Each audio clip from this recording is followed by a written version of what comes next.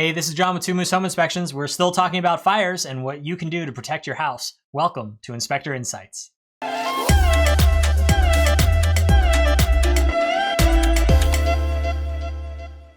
Where we last left off was right here in the immediate zone, zone number 1, between 0 and 5 feet away from the house. And we talked about some of the things that we can do to help protect the house.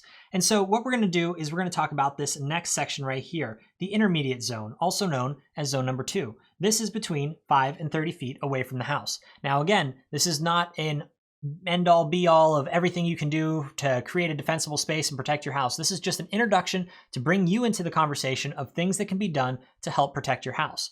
Now, right here, obviously, we can take care of driveway stuff. We can keep our bushes into small little spaces, so that way there's not a whole bunch of fuel sources together. There's no direct line of fuel all the way to the house.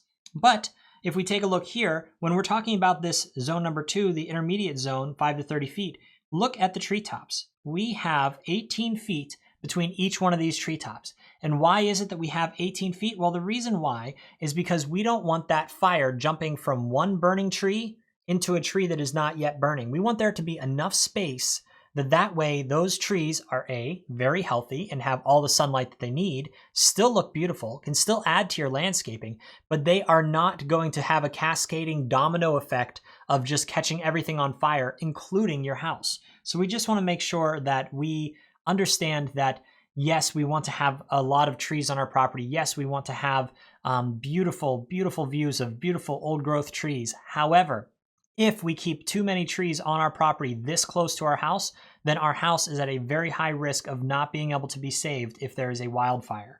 So moving on to the next thing, we already saw this picture in an earlier episode, and I had touched on it that these trees right here are just too close to the house and too close to this garage, just way too close to comfort.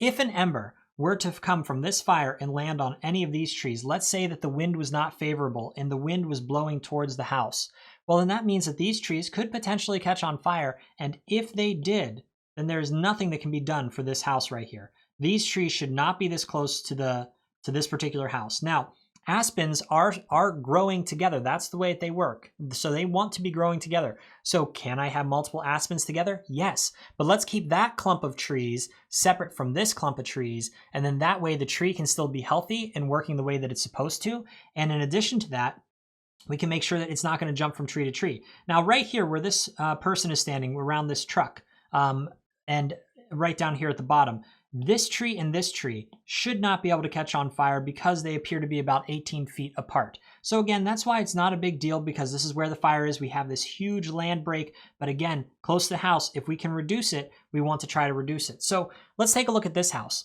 On this particular house, what's interesting is, I'm just going to pull this picture up just a little bit here.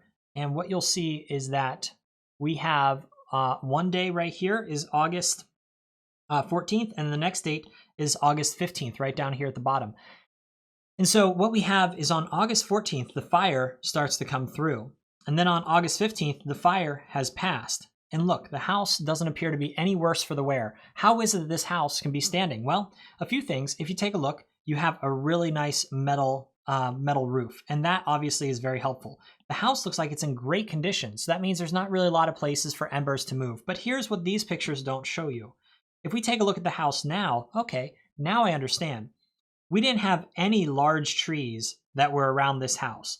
If there were, then the fire would be much more intense. Remember that fire triangle that we talked about? Whenever we get that fire up into the canopy, that is going to create a much hotter, much more intense fire, which is going to throw off a lot more embers. And so with that, then this deck would be at a great risk of being caught on fire. But if we take a look, we have this hillside back here, and this hillside has worked as a natural fire break. We have very small and low-hanging grasses right down here. One shrub that maybe, if you wanted to say was a little bit too big and a little too close to the house. But then we have a driveway. It appears as if we have some stone and rock down here. And then we have this large retaining wall. And so the main thing is that out in this 5 to 30 foot area, they don't have any large trees that can allow that fire to get huge and out of control. And so that's just a very, very important thing. Now, did they do this intentionally? I don't know. Were they just lucky with the type of house they had? I don't know. So if we take a look here at this particular property, what you have going on is that you have a fire that just worked its way up this hillside and burned through everything. And look at this natural fire break right where this driveway is. We have this natural fire break that has prevented the fire from crossing over and burning any of this grass. There are no large trees that are in this area. They're apparently because these trees that are right here didn't have any fire go up and into it, which means that we didn't have any kind of ladder fuels to bring things up into the canopy. So this house ended up staying protected, which is great. Now, obviously you see this beautiful lawn here. So maybe there is also some irrigation systems that were already installed or other natural breaks that they had on this property to help protect this particular house.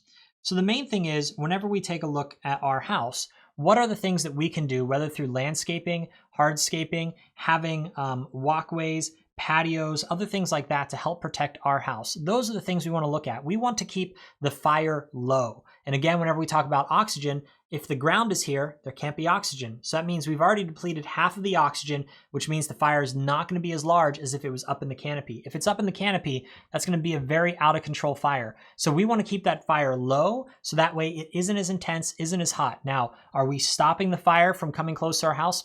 Probably not. But the thing is, we are preventing the fire from being too large. We're having it be manageable. And actually, this area here, if you do everything correctly, that fire could actually be healthy for some of the plants that are in that area because that fire is going to be low and work its way through with a very, very small amount of heat, comparatively speaking, to if you did nothing and just allowed it to burn out of control. So on the next episode, we're going to be talking about the next space over, zone number 3, what we're going to be doing in a larger area. It's more of the same, but it's important to understand that it's really easy to look at your house and say, inside of my house, this is the area that I control. This is my domain. Okay, stepping out, maybe 5 to 30 feet. Well, that's not very far. Maybe I still park my cars all the way out here, so it might just be as far as I park my cars.